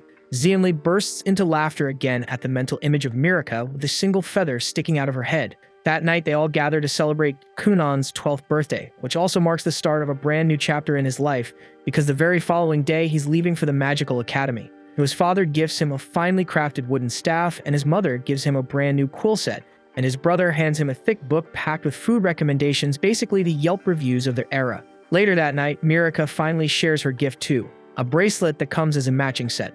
Kunan tells her how much he's going to miss her, and promises to return to her as soon as he can. The two of them hold hands quietly beneath the moonlight, sharing a moment that neither of them will forget. The next morning, his entire family gathers to see him off. His mother is already tearing up while his father tells her to stay strong because if Kunan sees her crying, he might break down too and won't be able to leave. To everyone's surprise, none of that happens. Kunan doesn't even slow down. He skips the hugs, climbs straight into the carriage, throws up a casual later fam, and tells them he might come back in a couple of years, or maybe not, who knows. And with that, he gets comfy next to Iko and leans back, already imagining all the new faces he'll meet at the academy, and wondering just how powerful the sorcerers there might be. Kunan and Iko keep traveling for 5 straight days, and after that Iko starts getting restless and asks how much longer it will take before they finally reach the academy. Kunan explains that the academy is actually very far from where they are now, so realistically they should expect nearly a full month on the road before arriving there. He already understands that Iko has made up her mind about not attending the academy with him, but he still asks if she is completely certain about that choice. Iko answers that she has been of marriageable age for quite some time, and she wants to find a husband and settle down so she can truly begin her own life. She insists that if she keeps traveling alongside him, she will grow too old to secure any decent proposals. According to her, this is her only window of opportunity, because if she lets it slip away now, it would be the same as abandoning the idea of building a life entirely. Kunan attempts to guilt her a little and asks if she genuinely believes he can manage without her by his side. Iko fires back that if that is really how he feels, then would he be ready to push Princess Mira aside and choose her as his bride instead? Kunan instantly goes silent, fully aware that he has absolutely no comeback for that, and shifts his gaze out the carriage window where he finally notices his grandfather's estate rising in the distance. They eventually reach the manor, and Kunan tries to recall the last time he visited this place. Iko remembers it perfectly and points out that about 4 years ago, Kunan dragged his entire family here. The moment he discovered that his grandfather owned a massive library packed with magical texts, he became obsessed. Back then, he was desperately searching for any possible way to master magic, so he practically forced his family to travel with him. He even went as far as performing an embarrassingly dramatic viral dance routine until they finally gave in and agreed to make the trip.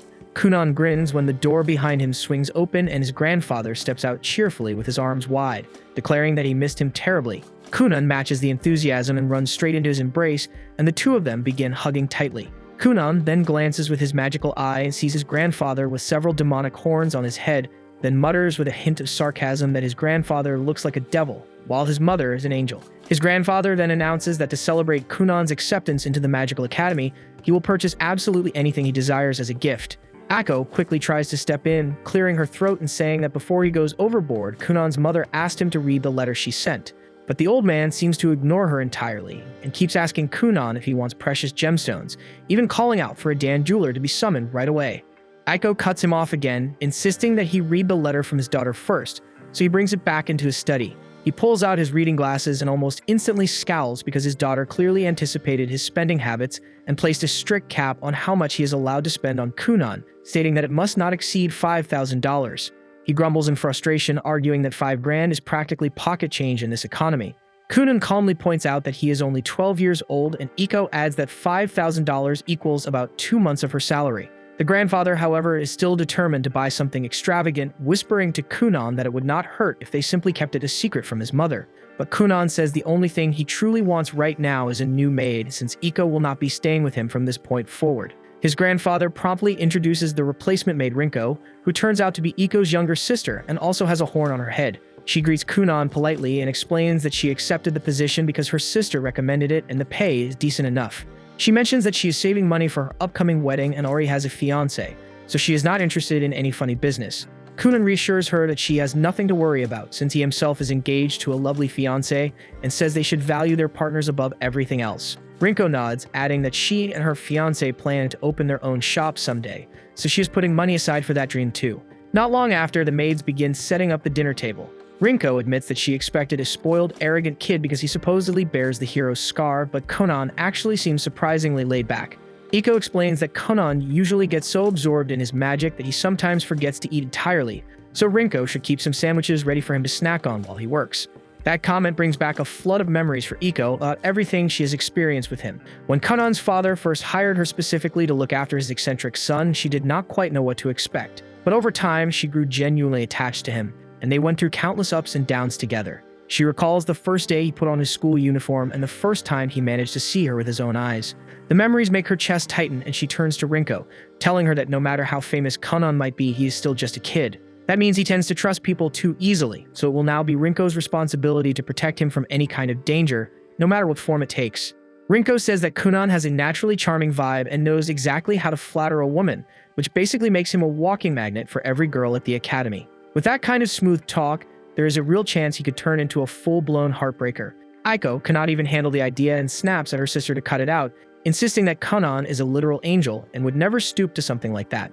The following day, Kunan finishes packing his things and prepares to leave when Iko steps into his room to inform him that the carriage is set and waiting. He thanks her sincerely for everything she has done for him up to this point, saying he would never have grown into who he is today without her support. He mentions that it might be several years before they meet again, and Iko tells him not to stress because she will be waiting and will probably be married by then, maybe even holding her own child.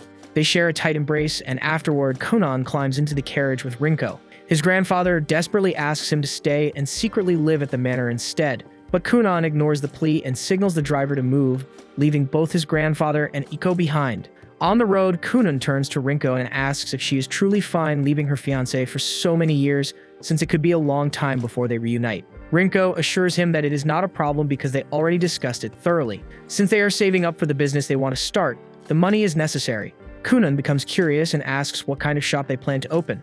Rinko answers that they decided on a restaurant because she genuinely enjoys cooking, and if the place ever flops, maybe they'll end up on a reality cooking show and earn the privilege of being roasted by a world-famous chef. As the days pass, they gradually approach their destination until they finally cross into the kingdom of Durashik, famous for its deep connection to magic. They stroll through the streets, and Rinko quickly notices that nearly everything in town revolves around magic. While passing by a shop, Kunan spots several fascinating magic books displayed in the window and immediately steps inside to check them out.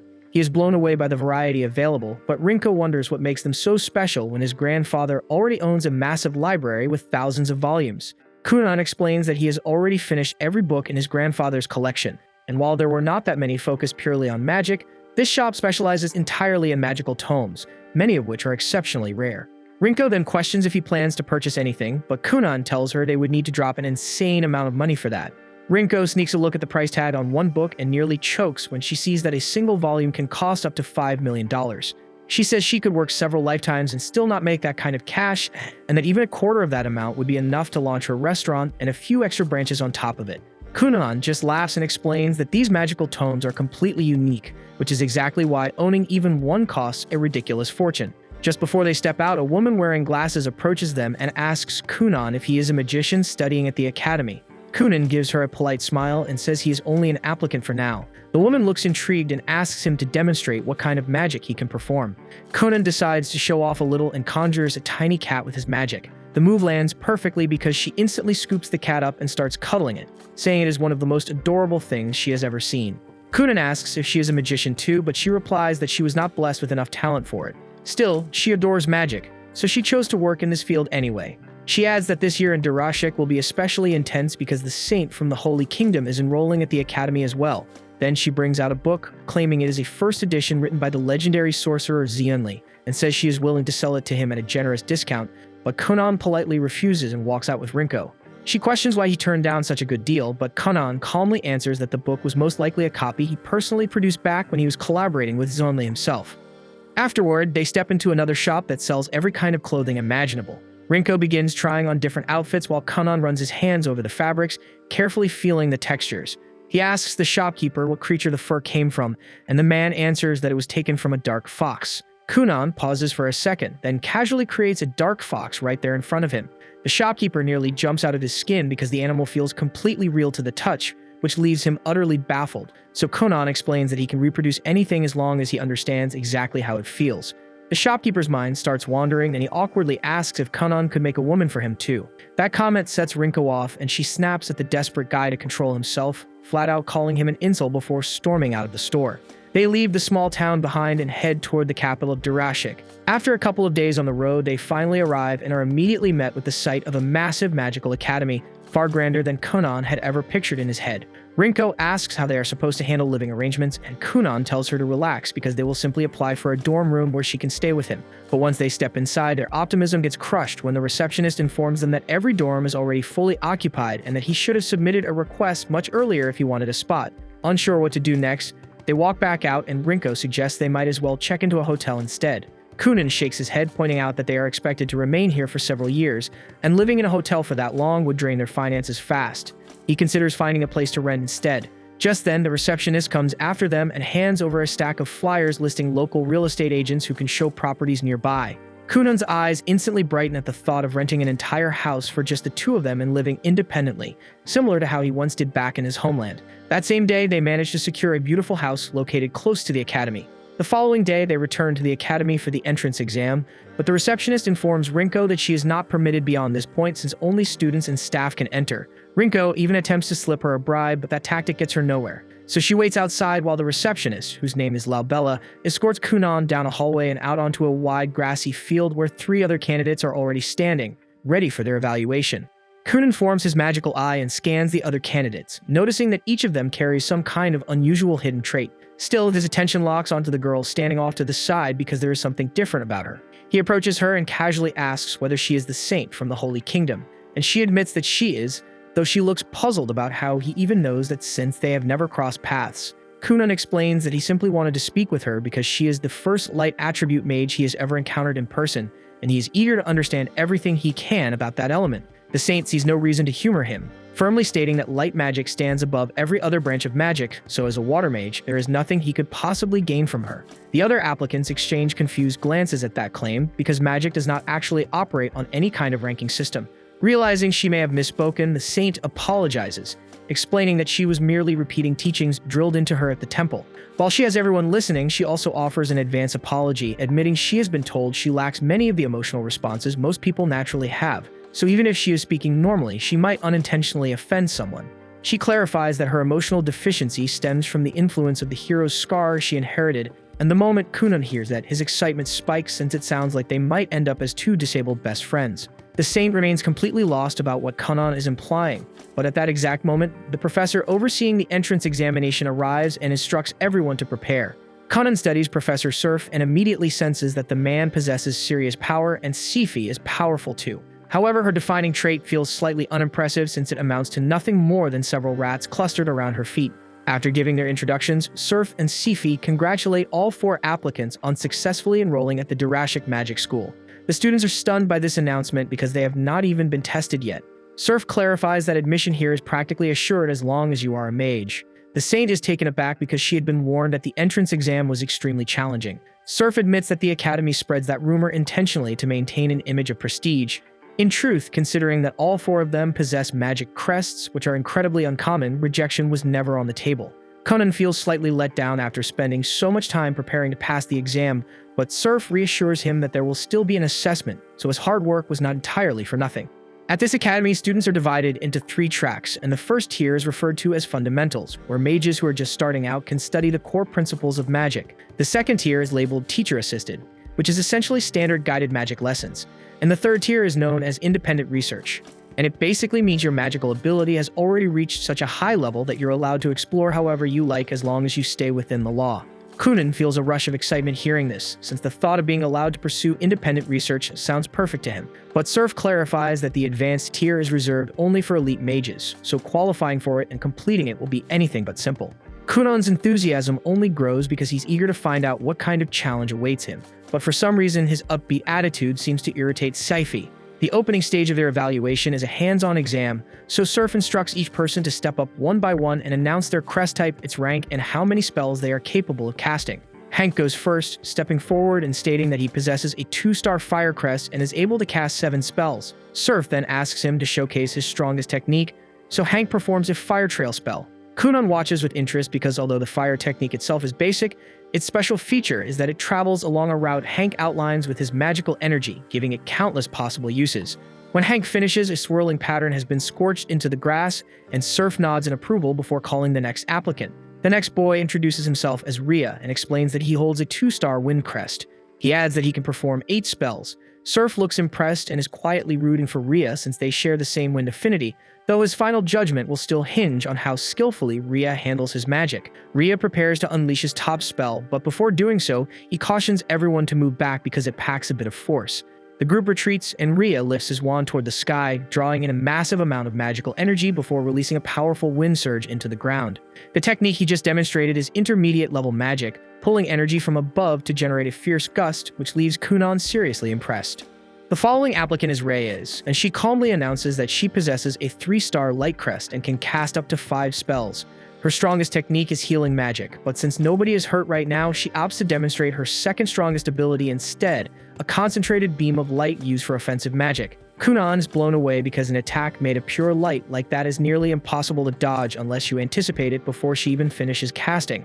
He is honestly curious to witness what other abilities her light element can unleash, but unfortunately it is already his turn to step forward. Kunan introduces himself and states that he carries a 2-star water crest, though he is limited to only 2 spells, the water sphere and the bubble technique. Surf is taken aback by this revelation, especially because he had been specifically instructed to make Kunan's examination unusually difficult. Kunan looks confused and asks what he means, so Surf explains that he received 2 separate letters of recommendation on Kunan's behalf. One came from the Grand Mage of Julia, and the other was written by Xionli. The moment Xionli's name is mentioned, every student in the room reacts with surprise, since none of them realized Kunan had ties to such a renowned figure.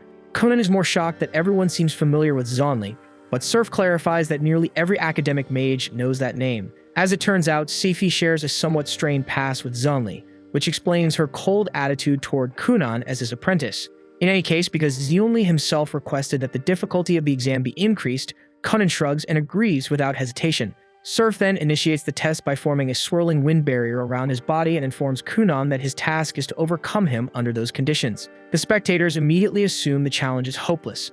Kunan only commands basic-level water magic, and wind magic naturally deflects water spells with ease, making it seem impossible for him to break through Surf's defense. Yet Kunan simply gazes at Surf with mild dissatisfaction, as though he expected something far more demanding. Surf finds Kunan's bold confidence intriguing, but reminds him to actually pass the trial before criticizing it for being too simple, unless he is merely putting on an act. Kunan refuses to lose face in front of Reyes, especially since he still hopes to build a connection with her, so he accepts the challenge without hesitation and begins by summoning dozens of floating bubbles that surround Surf from every direction. Surf is genuinely impressed that Kunan managed to produce that many, but he brushes it off, saying it is useless because bubbles like that will never penetrate his barrier. Kunan, however, is not even close to finished and calmly increases the number of bubbles, dyeing them crimson and sending them spinning violently around Surf's shield. Now, if Surf dares to drop the barrier, he will instantly be swallowed and carried off by the raging bubble storm. Even then, Surf refuses to admit defeat and tells Kunan he will need to raise the stakes if he wants to win. Kunan simply forms a chair out of water beneath himself and sits down like he has all the time in the world, telling Surf that the fight is practically settled already. He explains that he can maintain this bubble vortex for 2 full days without stopping, and since there is no time restriction, he is more than happy to wait until Surf collapses from exhaustion. After all, a spell like that barrier must be draining a ridiculous amount of mana, so Kunan estimates Surf can only hold it for half a day at best. As much as it irritates him, Surf realizes Kunan has outplayed him completely, so he admits defeat and Kunan finally disperses the swirling bubble vortex. The moment it ends, Kunan immediately turns toward Reyes and starts pressing her to show him more of her magic. With this phase of the exam concluded, Surf gathers the students and escorts them into a classroom, but Kunan continues bothering Reyes, trying to convince her to demonstrate more spells. He even goes as far as inviting her out for a parfait date to spark her interest. Yet Reyes flatly refuses, saying she has no desire to show off her abilities. Surf cuts in, calls for everyone's attention, and tells Kunan to knock off the flirting because the next stage of the exam is about to begin, and Reyes needs to stay focused before her interview. Kunan nods in understanding, and Seifi calls Hank in as the first candidate. While Hank is inside, Kunan asks Surf what kind of questions the interviews involve. Surf admits he cannot give a clear answer since the subject shifts depending on who is being evaluated, so Kunan will just have to find out when his turn comes. With nothing better to do, Kunan starts asking Surf about wind magic as they wait. Surf does not mind and allows him to continue. After everyone else finishes their interviews, Surf asks Kunan what he would have done earlier if the battle had included a strict time limit. Kunan replies that if waiting it out had not been an option, he would have attempted to merge his bubbles with Surf's barrier and seize control of the wind itself. Surf asks him if he truly believes that is achievable, pointing out that he has never encountered a method like that before. Kunan admits he has never actually tested it, but his instincts tell him it should be possible, since seizing control of a spell from within ought to be far simpler than attempting to override it from the outside. In his opinion, water magic is the most adaptable element because it can slip through and infiltrate almost anything, though he cannot declare it the strongest yet since he still has not worked out the precise mechanics required to push it that far. At last, it is Kunan's turn for the interview, and Seifi arrives to escort him to the designated room. When they reach the entrance, Kunan pauses, slightly confused because his magical perception cannot detect anything beyond the door. He asks Seifi to describe what is inside.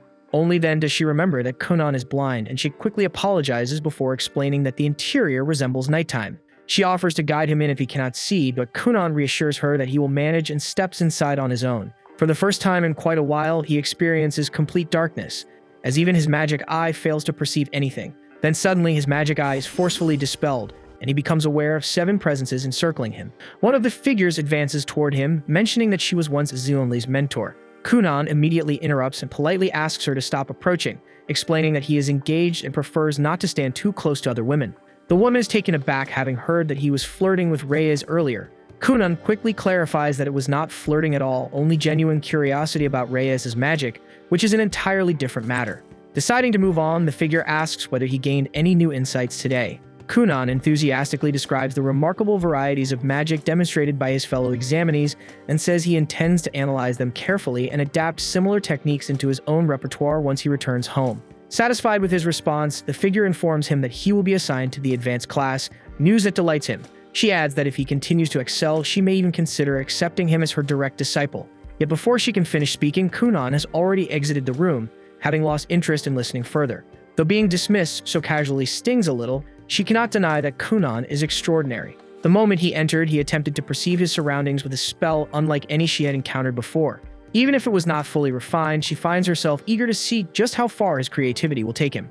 Back at Kunan's house, his parents get a letter from Rinko letting them know that Kunan passed the entrance exam and even secured a spot in the advanced class. They're both incredibly proud of what he accomplished, but as they continue reading, Rinko casually adds that Kunan might have gone a little overboard during the test and basically turned the school lawn red with blood. And Kunan's father instantly loses his temper because he cannot believe his son would stir up that kind of chaos on his very first day. He even thinks about docking Kunan's allowance for a whole month as punishment, but then they find out the academy doesn't give advanced class students any allowance in the first place, so that threat ends up meaning absolutely nothing. When the advanced class students learn about this policy, they start getting uneasy, since none of them realize the academy expected them to support themselves financially. Reyes in particular is clearly not okay with it, so she stands up and directly tells Surf that this rule is unreasonable. Surf calmly asks what exactly her issue is, and she explains that she enrolled to focus on magical research, not to stress about earning money just to survive. Surf responds by saying the academy's objective is to shape them into elite mages, and in his view, anyone who cannot generate their own income will never truly reach that level, which is precisely why the rule exists. That explanation only makes things worse for Reyes because her monthly expenses are around 1.5 million, and on top of that, she still has to cover the salaries of her 2 maids who also serve as her personal guards, so she genuinely has no clue how she's supposed to handle this situation. After that, the students are escorted to the private laboratories assigned for their research. Since Reyes just realized she's basically out of cash now, she nervously asks Seifi whether they'll have to pay rent for the lab space as well. Seifi reassures her that the lab itself is provided free of charge, but they must personally cover the cost of any research materials they use. They are free to work as hard or as little as they like, but if they fail to earn enough credits by the end of the term, they'll be downgraded to the regular class. Credits are awarded for accomplishments that receive a professor's approval, so Seifi wishes them good luck because the semester will not be easy. Kunan, however, feels completely confident. He's already earning a massive amount of royalty income from his joint publications with Zhonli, and if he ever finds himself short on funds, he can always pick up work as a magic engineer. He then asks Reyes what kind of job she might consider doing with her magic and casually suggests they talk it over while grabbing dessert at a parfait shop, but Reyes immediately rejects the offer. Later that evening, Conan is at home when Rinko steps outside to call him in for dinner, but she quickly notices he seems a bit down, so she asks him what's bothering him. Conan admits he feels discouraged because Reyes keeps rejecting his invitations no matter how many times he tries, so Rinko decides to offer him some honest advice. She tells him that if Reyes continues to refuse, he needs to know when to step back because pushing too hard can seem disrespectful and will only drive her farther away. Conan says he gets it, so Rinko changes the subject and asks whether he'll manage now that he has to earn his own money without an allowance. Conan understands exactly why she's asking, so he reassures her that he'll still be able to cover her wages, so she doesn't have to stress about it, and Rinko feels relieved hearing that. Still, not everyone is as fortunate as Conan because at that very moment, Reyes is having dinner with her maids. Now that it's officially confirmed she isn't allowed to receive any money or food from her family, they're stuck in a difficult situation. One of the maids feels guilty and tells Reyes she's willing to work without pay for a while. Reyes is glad to hear that since it would ease some of the pressure on her, but the maid quickly takes it back because she genuinely depends on her salary. In most cases, a mage in this position would simply use their magic to make money. But Reyes doesn't have that option because the church strictly forbids her from profiting off her healing magic, so she's honestly in a really bad spot. The following morning, Reyes drags herself to school looking exhausted after staying up all night trying to figure out how she's going to afford her expenses. While walking through the hallway, she notices a long line of students gathered outside Kunan's lab. Curious, she asks what's happening, and they tell her that Kunan recently launched a business and it's wildly popular. She watches as an incredibly tired girl pays Kunan for a 60-minute sleep session, and after registering her, Kunan escorts her into the lab to get everything prepared. The rest of the students wait impatiently for their turns, but Kunan's lab space is limited and all the time slots are already taken, so he apologizes and explains they'll need to wait another 30 minutes for an opening. The noise and crowd catch the attention of Surf and Seifi, who come over to see what's going on, and they're genuinely impressed by how successful Kunan's little venture has become. Surf then turns to Kunan and asks him what exactly he's running here, so Kunan calmly explains that it's a sleep haven. He packed his lab with a dozen enchanted water beds, and because they're ridiculously comfortable, any student wrecked by research-driven insomnia can finally get proper rest. He came up with the idea because he understands better than anyone how brutal intense research can be on your sleep cycle, which is why he was sure there'd be no shortage of customers even if he can only handle a handful at a time due to limited space. After listening to Kunan's proposal, even Surf gets sold on it, so he offers to secure a larger lab for him. In return, he asks that Kunan allow the professors to pay for the service too, since almost everyone in the faculty is chronically sleep-deprived. Kunan admits he'd feel slightly awkward charging professors for something like this, but Surf reassures him that it's completely fine and that they gladly pay without hesitation. Just like that, Kunan's little venture earns recognition across the entire academy, and every customer walks out singing its praises because they feel fully refreshed afterward. The glowing feedback attracts a non-stop stream of new clients, so Kunan is seriously stacking up profits. Still, a few students start watching him a little too closely, mostly because he happens to be Xuanli's disciple. Later at Reyes' residence, the lights go out because she couldn't cover the magical electricity fee, and the situation begins to weigh heavily on her since she never imagined life would get this rough. One of her maids suggests she talk things over with the professors, but she already attempted that. They simply told her to seek Kunan's advice instead, since he clearly has a knack for business. She hates the idea because she finds Kunan kind of strange, but at this rate, if she doesn't figure out a way to make money fast, she'll be living off thin soup and good intentions. The following morning, Reyes goes to see Kunan, and as embarrassing as it feels, she swallows her pride and asks for his help. She honestly didn't want to approach him because there's no telling what he might ask for in exchange, but Kunan assures her she has nothing to fear since he would never exploit a friend's weak moment. He might request a favor someday, yet he promises it won't be anything unreasonable. Even so, to prevent any confusion, he calls Seifi in to witness their conversation. Kunan tells her he has no problem letting Reyes take the lead on the project since she urgently needs the income, and they can settle the finer points later. He asks whether she's willing to partner with him, though it's not like she has many alternatives, so she agrees. Kunan is genuinely thrilled by her answer because it finally gives him the chance to experiment with her magic.